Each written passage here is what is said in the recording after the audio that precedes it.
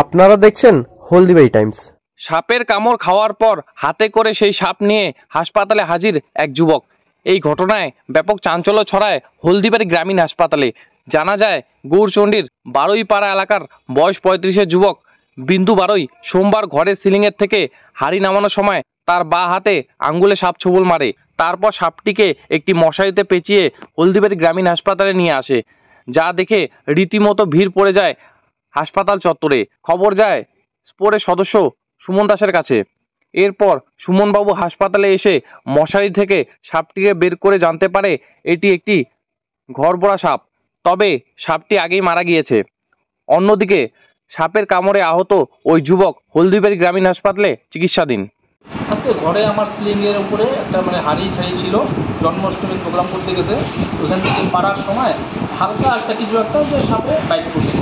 Byte করার পরে আমি ভাবছি যে এটা এখনো কি ইঁদুর কামড়াইছে, ইঁদুর কামড়ানোর তারপরে আমি আস্তে আস্তে ওটাকে নামাইছি।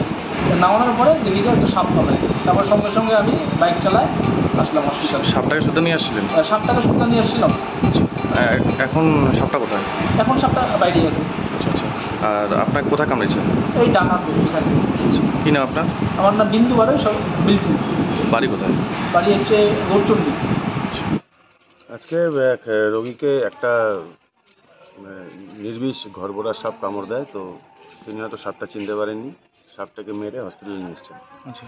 তো সেটা একটা ওই মশারি নেটের মধ্যে বাঁধা ছিল সাপটা, আমাকে খবর দেওয়া হয়, আমি এসে নেটটা কেটে সাপটাকে বের করে দেখি মারা গেছে।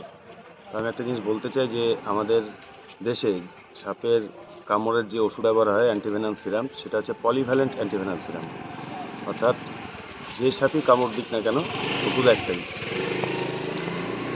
আর এই পলিভ্যালেন্ট অ্যান্টিভেনাম তৈরি হয় spectral cobra, common krait, Russell's viper আর সসকেল ভাইপার, এই 4টা সাপের বীজ দিয়ে। এবং যে কোনো সাপ, যে কোনো বিষাক্ত সাপের ক্ষেত্রে এই অ্যান্টিভেনামই কাজে লাগানো হয়।